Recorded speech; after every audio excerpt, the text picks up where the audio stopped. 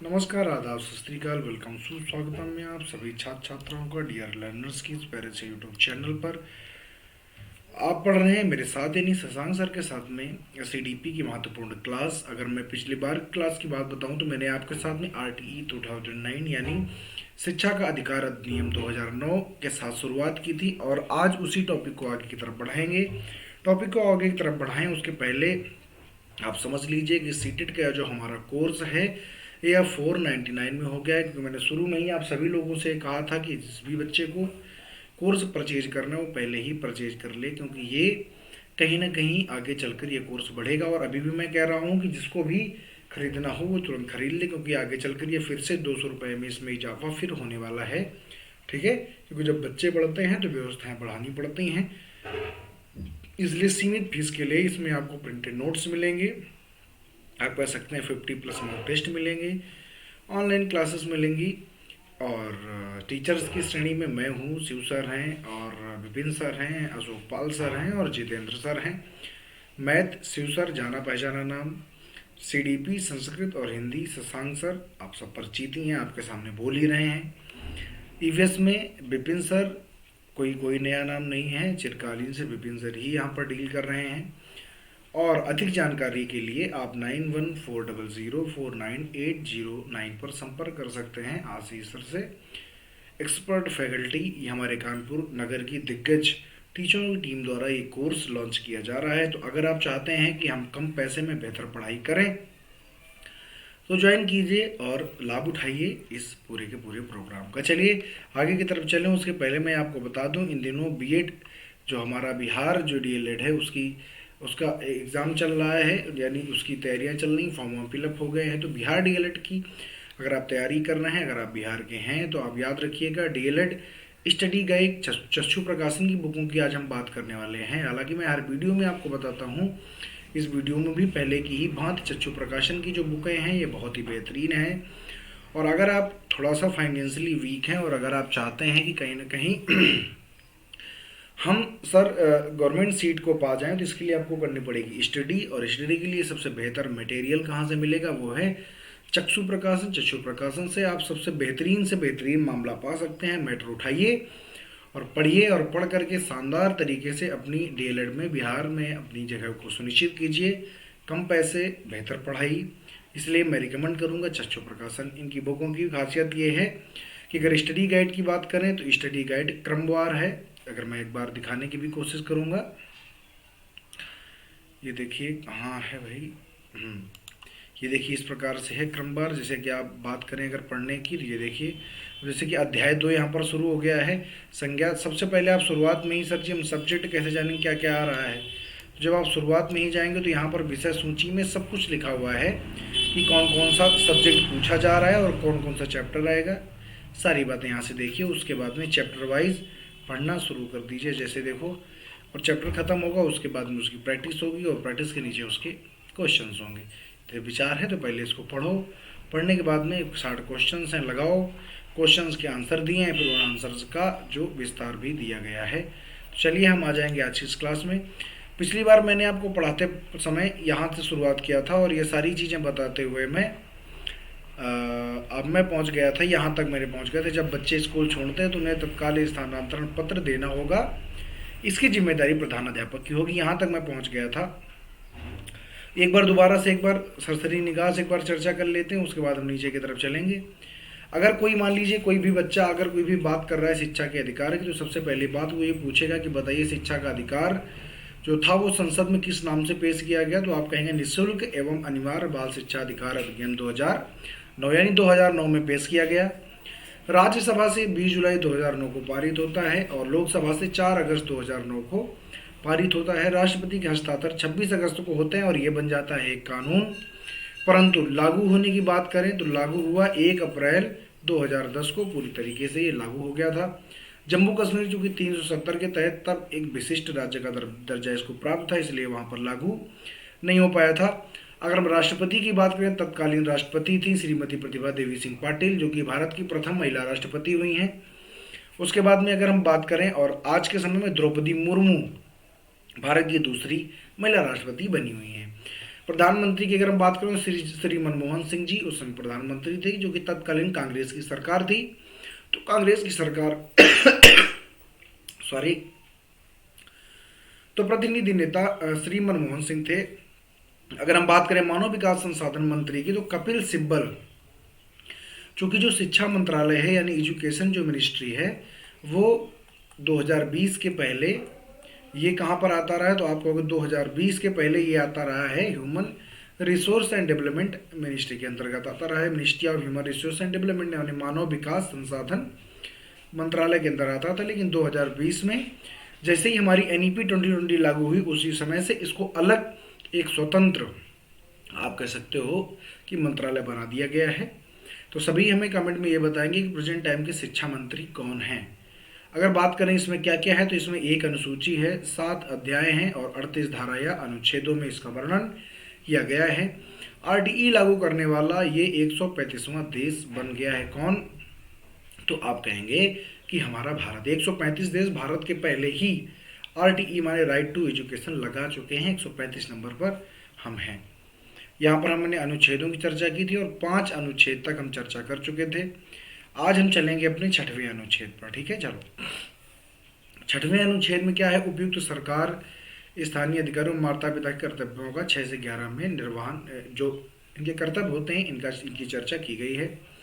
अगर हम धारा 6 की बात करते हैं, तो धारा 6 अधिनियम के लागू होने से 3 साल के भीतर, यानी RTE 2009 जब से लागू हुआ है उसके 3 साल के भीतर उपयुक्त सरकार माने जो भी सरकारें हैं या स्थानीय प्राधिकरण अपने अधिकार क्षेत्र में स्कूल स्थापित करेंगे। तभी आप देखते होंगे कि लगभग हर एक ग्राम सभा में एक एक स्कूल स्थापित किया गया है। अच्छा, इसी अधिनियम पर यह बात की गई। अब यहाँ पर देखो, ये मोस्ट इंपॉर्टेंट बात चल गई कि बताइए प्राथमिक स्कूल कितनी दूरी पर होना चाहिए। तो प्राथमिक स्कूल 1 किलोमीटर में, मतलब 1 किलोमीटर की दूरी में स्कूल होने चाहिए। ऐसा नहीं है कि एक स्कूल यहाँ पर है फिर 7 किलोमीटर बाद दूसरा, नहीं। प्राथमिक स्कूल स्थापित होने की दूरी मात्र और मात्र केवल 1 किलोमीटर होनी चाहिए। मतलब 1 किलोमीटर की दूरी जैसे हो जाए तो फिर एक नया स्कूल स्थापित हो जाए। प्राथमिक का मतलब होता है कक्षा 1 से लेकर कक्षा 5 तक के स्कूल 1 किलोमीटर के दायरे में होने चाहिए। वहीं अगर उच्च माध्यमिक विद्यालय की बात करें तो वो 2 किलोमीटर के दायरे में होनी चाहिए। ये बड़ा अहम प्रश्न है, तो इसको आप याद रखेंगे। यानी दो प्राथमिक स्कूलों के बीच की दूरी 1 किलोमीटर हो सकती है और 2 उच्च प्राथमिक यानी जूनियर स्कूलों के बीच की दूरी हमारी 2 किलोमीटर हो सकती है। इसलिए आप देखते हैं कि लगभग हर एक ग्राम सभा के बीच में अमूमन 1-2 किलोमीटर का अंतर तो पाया ही जाता है। इसलिए हर एक गांव में लगभग हर एक ग्राम सभा में दोनों स्कूल स्थापित किए जाते हैं, चाहे वो प्राइमरी हो और चाहे वो जूनियर हो। इसके तहत, क्योंकि 1 किलोमीटर, अब भाई मान लीजिए एक कोई गांव है और दूसरा कोई गांव हो, तो उसके बीच की दूरी 1 किलोमीटर तो होना तो आम बात है। और जैसे ही ये दूरी 1 किलोमीटर, मतलब ज़्यादा से ज़्यादा 1 किलोमीटर, बस कम में तुम चाहे जितना स्थापित कर दो, कोई समस्या नहीं है। ठीक है, तो ये प्रश्न याद रखिएगा। प्राथमिक 2 विद्यालयों के बीच की दूरी 1 किलोमीटर, जबकि जूनियर या उच्च प्राथमिक विद्यालयों की जो दूरी है वो 2 किलोमीटर होनी चाहिए या के भीतर स्थापित किए जाएंगे। अगली अगर हम बात करते हैं, तो अब आप 7वीं अगर धारा की बात करेंगे, तो इसमें राज्य और केंद्र सरकार व्यय कैसे करेगा। यानी कि अब ये जो शिक्षा है, सरकारी स्कूल जो स्थापित किए जाते हैं वहाँ पर सरकारी टीचर भी होते हैं, व्यवस्थाएं भी होती हैं, फर्नीचर भी होता है और यहाँ तक कि मिड डे मील की व्यवस्था भी होती है। तो ये सारी व्यवस्थाओं में पैसा तो लगता है। पैसा कौन देता है? आप कहते हो सरकार देती हैं। क्या केवल राज्य सरकार देती है या केंद्र सरकार भी देती है? तो आप कहोगे इनका शेयर होता है। कैसे होता है, याद रखिएगा। राज्य व केंद्र सरकार के व्यय का उल्लेख 1 अप्रैल 2018 से केंद्र, पहले ज़्यादा हुआ करता था, फिर केंद्र और राज्य सरकारों का अनुपात 60 और 40 है। यानी 100 रुपये में जब 60 रुपये केंद्र खर्चा करेगा तो 40 रुपये हमारा राज्य खर्चा करेगा। यानी मान लीजिए कि 100% अगर है तो 60% में कौन आएगा? केंद्र आएगा, सेंट्रल आएगा, और 40% में कौन आएगा? हमारा स्टेट आएगा। ठीक है, स्टेट और सेंट्रल। तो याद रखिएगा, इस बड़े ही, अब देखो यहाँ से बड़े अहम प्रश्न बनने शुरू हो रहे हैं। ये जब चीज़ें पूछी जाती हैं तो बच्चे यकीन मानिए, चूंकि इन चीज़ों पर कोई गौर नहीं करता है और ये चाहते हैं कि आप गौर करें ताकि आपको जो फैक्चुअल डेटा है वो आसानी से याद रहे। हमेशा याद रखो, जो केंद्र है वो बड़ा होता है। देखो, शिक्षा एक समवर्ती सूची का विषय है, आप ये बहुत अच्छी तरीके जानते हैं। तो आप ये भी जानते हैं कि शिक्षा को समवर्ती सूची में रखा गया है, और समवर्ती सूची का मतलब होता है कि ऐसे विषय जिस पर राज्य और केंद्र दोनों बराबर के नियम बना सकते हैं, यानी केंद्र भी नियम बना सकता है और राज्य भी नियम बना सकता है। लेकिन अगर कोई ऐसा नियम राज्य बनाता है जो ऐसा लगता है कि केंद्र के नियम के विरुद्ध है, तो आप जानते हैं कि राज्य के नियम को खारिज कर दिया जाता है और केंद्र के नियम को मान्य कर लिया जाता है।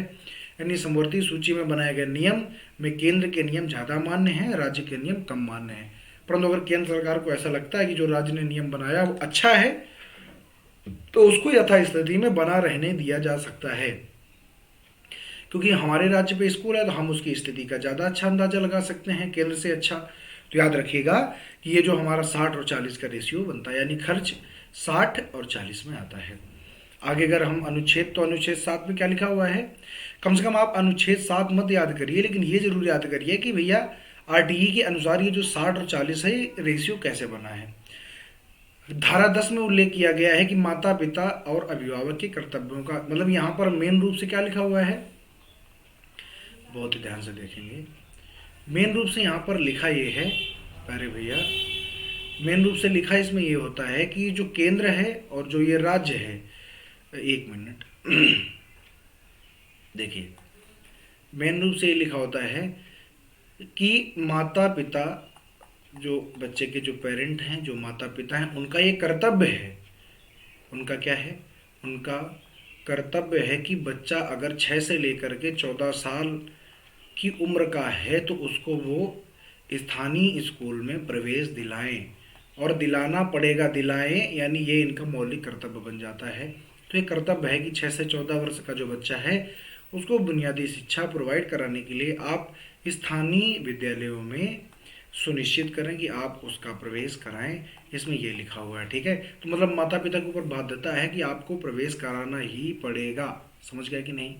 आगे देखो, तो ये सारी बातें बहुत ही सहजता से समझते हुए चलिएगा, क्योंकि हर एक बात अपने आप पे एक प्रश्न है। ठीक है, चलिए देखिए, अगर हम यहाँ पर बात करते हैं स्कूलों की,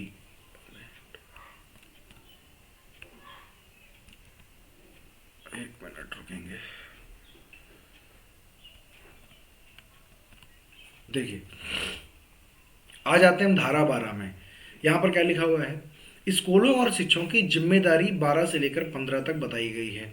यानी जो आरटीई 2009 बना, ये मजाक थोड़ी ना था, हर एक बात की विस्तृत चर्चा करने के लिए इसको बनाया गया था। यानी बच्चा कैसे पढ़ेगा, कौन पढ़ाएगा, क्या जिम्मेदारियां होंगी, कैसे व्यवस्थाएं बनाई जाएंगी, सारी बातों पर चर्चा हुई थी।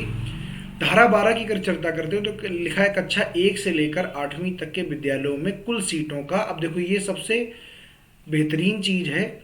मान लीजिए कि कक्षा 8 से लेकर 12, मतलब ऐसे विद्यालय जो 1 से लेकर 8 तक की मान्यता प्राप्त हैं, या सरकारी हों चाहे प्राइवेट हों चाहे किसी भी प्रकार के विद्यालय हों, केवल विशेष विद्यालयों को छोड़कर, यानी केवीएस, एनवीएस आदि आदि को छोड़कर, कक्षा से 1 से लेकर 8वीं तक के विद्यालयों में कुल सीटों का, मान लीजिए उसके पास अगर 100 सीटें हैं तो 25 सीटें, यानी कुल सीटों का 25% गरीब, कमजोर वर्ग, असुविधा, वंचित वर्ग या वंचित बच्चों के लिए आरक्षित रहेगा। इसका मतलब ये है कि अगर आपके स्कूल में 100 सीटें हैं, यानी अगर आप 100 सीटों पर स्कूल चला रहे हैं तो 25 सीटें आपको आरक्षित रखनी पड़ेंगी। यानी 75 पर आप किसी को भी भर सकते हैं, लेकिन 25% सीटें, अगर मान लीजिए 200 की क्षमता है, 200 की क्षमता है तो आप 50 सीटें, 300 की क्षमता है तो 75 सीटें। आपसे पूछा जाएगा, बताइए हर एक विद्यालय को गरीब, कमजोर वर्ग, असुविधा, वंचित वर्ग के बच्चों के लिए कितने % की सीटें आरक्षित करना पड़ेगा, आरक्षित रहेगा, यानी ऐसा लिखा हुआ है उस पर, तो आप कहोगे 25%। तो सबसे मोस्ट इंपॉर्टेंट प्रश्न ये भी बनता है, आखिर में उसको समराइज करेंगे, अभी आप समझते जाइएगा। तो आप समझ गए 25% सीटें हर एक विद्यालय को, चाहे वो एडेड हो, चाहे वो सरकारी हो, चाहे वो निजी हो, कैसा भी हो, विशेष स्कूलों को छोड़कर 25% सीटें उसको आरक्षित करनी पड़ेंगी। और उनकी जो फीस है वो उनसे आप नहीं मांगोगे, उनकी फीस सरकार द्वारा दी जाएगी, सरकार उनकी फीस को देगी। ठीक है, मुफ्त शिक्षा के लिए भी कर सकते हो, अगर नहीं है कि आपको फीस चाहिए ही चाहिए तो सरकार उनकी प्रतिपूर्ति करेगी, आप उस बच्चे से फीस नहीं मांगोगे। आई होप आपको समझ में आया होगा। बात कर लेते हैं हम अगले उसकी, जो कि हमारी धारा 14 है। धारा 14 कहती है, वैसे तो आजकल एक नियम चल गया है कि अगर बच्चे का बर्थ सर्टिफिकेट नहीं है, यानी अगर उसका जन्म प्रमाण पत्र नहीं है, तो लोग मुंह बनाते हैं कि यार हम स्कूल में, इसके पहले तो होता था कि उम्र कहाँ से लिखें, किसके आधार पर लिखें। तो आप ये कह सकते हैं कि जो उम्र लिखी जाती थी वो हमेशा और हमेशा जन्म प्रमाण पत्र के आधार पर ही लिखी जाती थी। तो अब ये क्या धारा 14 कहती है कि जन्म प्रमाण पत्र हो, आयु प्रमाण पत्र ना होने पर भी, जन्म प्रमाण पत्र या आयु प्रमाण पत्र ना होने पर भी बच्चे को प्रवेश से वंचित नहीं किया जाएगा। यानी आपको बच्चे का प्रवेश लेना ही पड़ेगा, आपको बच्चे को प्रवेश देना ही पड़ेगा। जो उम्र बताई जाएगी वो आपको लिखना पड़ेगा। तो अगर मान लीजिए कि अब आप एक शिक्षक बनने जा रहे हैं, तो आपको हर बात पता होनी चाहिए। कभी आप इस बात पर बच्चों को लौटा रहे हैं और अगर केस हो गया या उसने कर मुकदमा दायर कर दिया, तो आप RTE 2009 के तहत आप विक्टिम पाए जाएंगे और आपको जेल भी जाना पड़ सकता है। तो याद रखिएगा, ये काम नहीं करना है।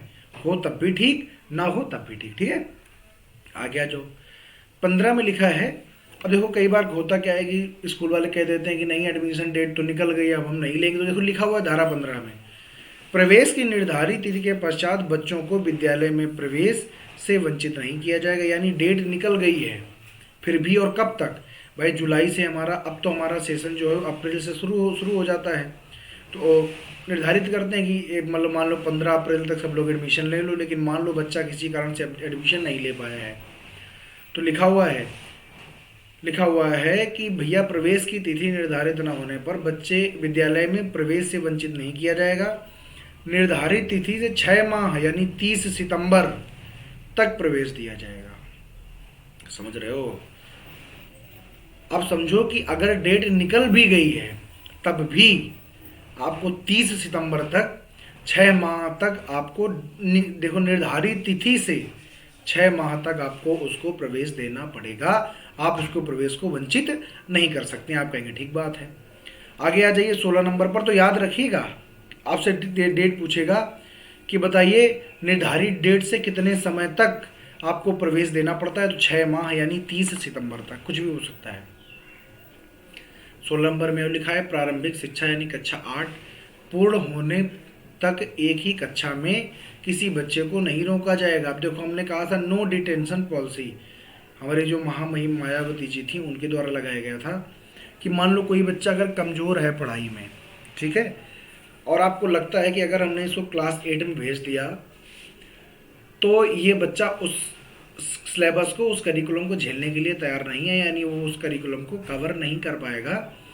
तो इसलिए अब देखो मायावती जी ने एक नियम बनाया। हमारे RTE का एक नियम क्या है, देखिए हमारे RTE का नियम ये है कि भैया प्रारंभिक कक्षा से यानी कक्षा 1 से लेकर 8 तक पूर्ण होने पर कक्षा में किसी भी बच्चे को रोका नहीं जाएगा, यानी आपको फेल नहीं करना है। उसी कक्षा में बच्चे की पुनरावृत्ति नहीं होगी, पढ़े ना पढ़े, क्या होता है क्या नहीं होता, आपको पास करना है। बच्चा उत्तीर्ण ना होगा, अर्थात अवरोधन प्रक्रिया निषिद्ध होगी, मतलब उसको अनुत्तीर्ण नहीं करना है, उसको अवरुद्ध नहीं करना है। इसे कहते हैं नो डिटेंशन पॉलिसी, माने किसी को भी फेल ना किया जाए, कैसे भी करके, चाहे आप खुद लिखें, उसको आगे आपको बढ़ाना ही पड़ेगा। ये जब चीज़ आई तो देखिए केंद्र सरकार ने फिर इस नियम पर थोड़ा सा संशोधन किया। नोट देखो लगा हुआ है, 3 जनवरी 2019 को केंद्र सरकार द्वारा धारा 16 में संशोधन किया गया। भैया तो बेईमानी हो जाएगी ना, बच्चा उस करिकुलम को संभालने के लिए तैयार नहीं है, उतना काबिल नहीं है, लेकिन आप ज़बरदस्ती उसको उस क्लास से, देखिए गांवों में शिक्षा जो बहुत नीचे है उसका मेन कारण तो यही है ना भाई, लोगों ने अपने बच्चों को सरकारी विद्यालय में भेजा। अब नो डिटेंशन पॉलिसी आज भी यही होता है, याद रखिएगा, कोई फेल नहीं किया जाता है। ये तो केवल एक बताने के लिए है कि हमने एक संशोधन कर दिया है। आप गांव के स्कूलों में जाइए, कभी भी आपको फेल नहीं करेगा, चाहे टीचर खुद लिखे। तो इसमें होने लगी थी बेईमानी, बच्चों ने पढ़ना छोड़ दिया क्योंकि पास तो होना ही होना है। तो लिखा हुआ है मई 2019 को केंद्र सरकार ने 16 में संशोधन किया। इसके अनुसार यदि कोई बच्चा बहुत कमज़ोर शैक्षिक उपलब्धि दिखा रहा है, यानी वो बहुत फेल हो रहा है, कुछ लिख ही नहीं रहा है, तो राज्य या स्कूल द्वारा उपयुक्त समझे जाने पर बच्चे को फेल किया जा सकता है। यानी नो डिटेंशन पॉलिसी में बदलाव किया गया था। आई होप का आपको ये बात जो है वो समझ में ज़रूर आ रही होगी कि बदलाव करना पड़ा, क्योंकि बदलाव नहीं करते तो बड़ी आप कह सकते हो बड़ी अफरा तफरी का माहौल हो रहा था, बड़ा गंदा माहौल हो रहा था। तो फिर अब डिटेंशन पॉलिसी जो थी उस पर बदलाव किया गया। तो इसे पूछा जा सकता है कि भैया कब किया गया, 3 जनवरी 2009 को किया गया। और अब देखो ये, अब जैसे मान लीजिए कि अनुच्छेद 16 है, तो अब ये यहाँ पर बड़ा इंपॉर्टेंट हो जाता है। आपसे पूछ सकता है कि बताइए नो डिटेंशन पॉलिसी किस धारा में लिखी है, किस अनुच्छेद में लिखी है, तो आप बताओगे। अब देखो आगे, अब हम बात करते हैं माराकूटी की। माराकूटी का मतलब है विद्यालय को, बच्चे को विद्यालय में पीटा नहीं जाएगा। देखो लिखा हुआ है धारा 17 में, बालक को शारीरिक दंड नहीं दिया जाएगा, मानसिक प्रताड़ित नहीं किया जाएगा, तथा अपशब्दों का संबोधन नहीं किया जाएगा, तथा बालक को धमकाएंगे, मतलब कुछ नहीं करना है। मैंने आपको जब शुरू में याद करिए, जब मैंने आपको पढ़ाना शुरू किया था CDP को, मैंने कहा था बच्चा भगवान होता है। यहाँ पर एक्ट में भी लिखा हो बच्चा भगवान होता है, और ऐसा करने पर शिक्षक के खिलाफ अनुशासनात्मक कार्रवाई की जाएगी, और अगर ऐसा शिक्षक ने किया तो उस पर अनुशासन से कार्रवाई हो जाएगी। ठीक है, तो आप जाइए, जब भी आप टीचर बन जाए, जाओ उनको पढ़ाओ, पढ़ते हैं तो पढ़ो, नहीं पढ़ते हैं तो उनको उनकी स्थिति में छोड़ दो। मारने कूटने की कोई आवश्यकता नहीं है, आप बस प्रयास कर सकते हैं। क्योंकि टीचर क्या है, तो आप कहोगे सर जी फैसिलिटेटर है, सुविधादाता है ना हम लोग। तो हमने कभी आपको कुछ कहा नहीं, कहा है क्यों? क्योंकि लिखा हुआ है। आप RTE अगर दायर कर दिया 2009 के तहत तो हमको जेल जाना पड़ सकता है, बहुत जुर्माना भरना पड़ सकता है। इसलिए कभी भी किसी भी बच्चे को आप डांट फटकार नहीं सकते हैं, ये नियम के विरुद्ध है। आई होप आप समझ रहे होंगे। सबसे मोस्ट इंपॉर्टेंट धारा होती है कि यहाँ पर छात्र और शिक्षक अनुपात के बारे में हम चर्चा करेंगे। मतलब कितने छात्र होने चाहिए कि मान लीजिए कि 35 छात्र हैं तो उनमें एक टीचर होना चाहिए, 40 छात्रों में एक टीचर होना चाहिए। तो ये हम बात करते हैं। इसमें 25 में छात्र शिक्षक अनुपात का वर्णन किया। अभी कुछ दिन पहले जो KBS का पेपर हुआ था उसमें छात्र शिक्षक अनुपात से प्रश्न पूछा गया था, नो डिटेंशन पॉलिसी से प्रश्न पूछा गया था। तो आप थोड़ा सा अवेयर रहे, क्योंकि आप हर टाइप के एग्जाम अब देने वाले हैं। देखो लिखा हुआ है प्राथमिक विद्यालयों में, यानी अगर प्राइमरी की बात करें तो वहाँ पर छात्र शिक्षक अनुपात होगा 40:1। मानी 40 बच्चों में से एक टीचर अगर है तो पर्याप्त है। और उच्च प्राथमिक विद्यालयों की बात करें तो 35 में से 1, यानी 35:1 होगा। ठीक है, उच्च विद्यालय उच्च प्राथमिक है तो वहाँ पर आप 35 में 1 रख सकते हो, और अगर आपका प्राथमिक विद्यालय है तो 40 में से 1 आपको रखना पड़ेगा। ठीक है, ये है हमारा अनुपात। अगर हम आगे की बात करते हैं, एक मिनट जरा रुकिएगा, अगर हम आगे की बात कर लेते हैं, लिखा है 200 से अधिक विद्यार्थी होने पर। अब देखो ये तो हो गया कि चलो भाई किसी कहीं 80 हैं तो 2 हो गए टीचर, ऐसे 3 हो गए। लेकिन अब यहाँ पर देखो विशेष प्रावधान भी हैं। 200 से अधिक विद्यार्थी होने पर शिक्षकों के अतिरिक्त एक प्रधानाध्यापक होगा। और यहाँ पर प्रधानाध्यापक की कोई चर्चा नहीं, उन्हीं 2 या 3 में से किसी एक को प्रधानाध्यापक अतिरिक्त प्रभार दे दिया जाता है। परंतु 200 से अधिक होने पर शिक्षक के अतिरिक्त एक प्रधानाचार्य पृथक, मतलब प्रधानाचार्य अलग होगा। ठीक है, वो टीचरों में नहीं गिना जाएगा। अर्थात 200 से अधिक होने पर 5 शिक्षक तथा एक प्रधानाचार्य होगा, यानी अब 5 शिक्षक मिलेंगे, यानी 40 आप कहोगे पंचे 5 हो गए, 40 पंचे 200। तो देखो 5 शिक्षक और बस एक प्रधानाचार्य अलग से हो जाएगा, यानी 6 हो गए। फिर देखो अब बात आती है कि वार्षिक सत्र में पढ़ाएगा कितना। याद रखिएगा 200 से संख्या जब अधिक होगी तो एक प्रधानाचार्य और 5 शिक्षक। वार्षिक सत्र में प्राथमिक शिक्षकों के लिए न्यूनतम कार्य दिवस 200 दिन, यानी अगर आप प्राइमरी के शिक्षक हैं तो आपको कम से कम 200 दिन, 365 में 200 दिन स्कूल जाना पड़ेगा, होना ही चाहिए। और 800 घंटे पढ़ाई होनी चाहिए। इसमें विधानसभा की तैयारी का समय शामिल है, जनगणना का समय शामिल है। और जब सेंसन वर्क करेंगे, जब आप जनसंख्या की गणना करेंगे, जब आप जनगणना करेंगे उसका भी समय शामिल है। विधानसभा कोई चुनाव आता है उसका भी समय शामिल है। प्रधानी के समय को मिला मिलो के आपको 200 दिन तो स्कूल जाना ही जाना है और 800 घंटे कार्य पूरा करना है। ये प्राइमरी की बात है। प्राथमिक देखो लिखा हुआ है प्राथमिक, ये हर एक अपने आप में एक प्रश्न है। आप इसको किस तरह से देखते हैं ये आपका मसला है। ठीक है, अगर हम बात करते हैं वार्षिक सत्र में, अगर हम बात कर दें 1 वर्ष की बात हो रही, उच्च प्राथमिक की बात करें तो न्यूनतम कार्य दिन कितने हैं तो 220। प्राइमरी में कितने हैं 200, जूनियर में कितने हैं 220, प्राइमरी में कितने घंटे 800, जूनियर में कितने 1000 घंटे। इसमें भी विधानसभा तैयारी का समय शामिल है, जनगणना का समय शामिल है। बात होती है, ठीक है आपने ये बात तो बता दी कि एक वर्ष में कितना पढ़ाना चाहिए, जरा ये भी बताओ कि एक हफ्ते में कितना पढ़ाना चाहिए। देखो लिखा है उच्च प्राथमिक या प्राथमिक विद्यालयों में शिक्षकों को तैयारी के समय के सहित प्रति सप्ताह 45 घंटे, और ये क्वेश्चन एक नहीं 1000 बार पूछा जा चुका है। तो अगर अगर तो उनसे पूछे कि प्रतिदिन क्या करेंगे, तो आप कहोगे प्रतिदिन आप 7.5 घंटे, ठीक है 7.5 आवर आप रोज पढ़ाएंगे, तब आप 45 घंटे पहुंच पाएंगे। क्योंकि अगर आप सीधे सीधे आप अगर देखने की कोशिश करें तो ये जो हमारा 7 भाई संडे को तो हो गई छुट्टी, तो 7 छंग 42 और आधा आधा मिला के 3 आधा आधा करके 3 हो गए 6, तो 45 हो गया। 7.5 घंटे पर डे, और एक सप्ताह में आप 45 घंटे का काम करेंगे। फिर लिखा हुआ है देखो आगे, धारा 26 में लिखा हुआ है किसी भी विद्यालय में कुल स्वीकृति पदों के 10 से अधिक रिक्त नहीं हो सकते हैं। माने जो स्वीकृति पद हैं किसी विद्यालय में उसे 10 से अधिक रिक्त नहीं हो सकते। ये तो एक नियम मैंने लिख लिया, इसको आपको याद नहीं करना है। यहाँ पर देखो लिखा हुआ है शिक्षकों को 10 साल में जनगणना। अब देखो शिक्षकों का काम क्या क्या है, इसके अलावा कुछ नहीं करा सकते हो। 10 साल में एक बार वो जनगणना करेंगे। अगर कोई आपदा आ जाती है, कहीं भूकंप आ जाता है, महामारी आ जाती है, जैसे कोरोना में खूब काम किया, भूकंप में काम किया, तो आपदा राहत कार्य और चुनाव के अलावा किसी अन्य ड्यूटी पर नहीं लगाया जा सकता है। याद रखिएगा ये हमारा अधिकार है, ये शिक्षकों का अधिकार है। तो शिक्षक भी ये सुनिश्चित करें कि हम जनगणना का काम करेंगे, हम विद्यालय का काम करेंगे, कभी कोई आपदा आ जाएगी तो काम करेंगे, या चुनाव कार्य करेंगे, इसके अलावा हमें कोई भी काम नहीं करना है, क्योंकि RTE बताता है।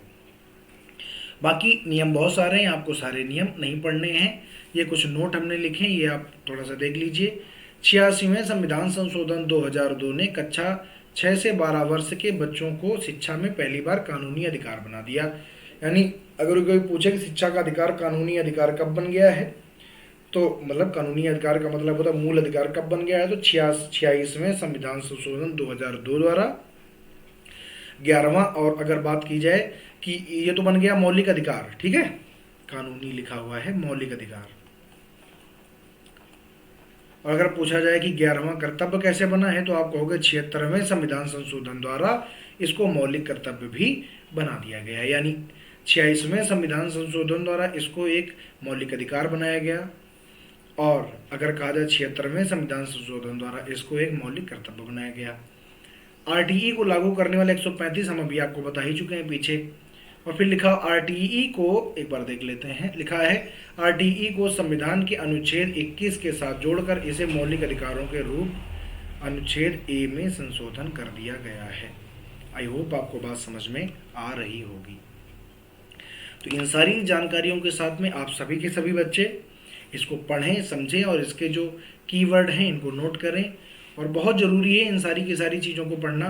बात रही कोर्स की, तो कोर्स लेना इसलिए ज़रूरी क्योंकि आप यहाँ पर क्वालिटी को एक बार पहचानो। हम सारी की सारी चीज़ें आपको क्वालिटी ही प्रोवाइड कराते हैं। जब यहाँ पर ऐसा है तो अंदाज़ा लगाओ कि पेड बैच में कैसा होगा। इसलिए अगर चाहते हैं कि हम सर एक बहुत विधिवत तैयारी करना चाहते हैं, तो आप हमारे साथ जुड़ें, पूरे भरोसे के साथ जुड़ें। 699 रुपये में। हाँ, लेकिन याद रखिएगा जितनी जल्दी आप एडमिशन कराते हैं उतना ही आपको बेनिफिट रहेगा, क्योंकि आप अगर लेट करते हैं तो फिर आपको बेनिफिट नहीं रहेगा, फिर आप समस्या में आएंगे, क्योंकि फीस बराबर इनहेंस होती जाएगी। हम द्वितीय फेज में चल रहे हैं। जब आप वीडियो देख रहे हो सकता है तृतीय फेज चलने लगे, लेकिन उसके पहले पहले आप सभी के सभी बच्चे यहाँ पर पेमेंट कर सकते हो। पेमेंट करके अपनी जगह को सुनिश्चित कर सकते हो। 15 फरवरी से ये बैच पूरी तरीके से लाइव हो जाएगा। तो चलिए आज के लिए इतना ही। बहुत बहुत आप सभी का धन्यवाद है। अगर आप अपनी तरफ से कुछ करना चाहते हैं इसको शेयर करें, वीडियो को ज़्यादा से ज़्यादा आगे तक फैलाएं। नमस्कार, जय हिंद।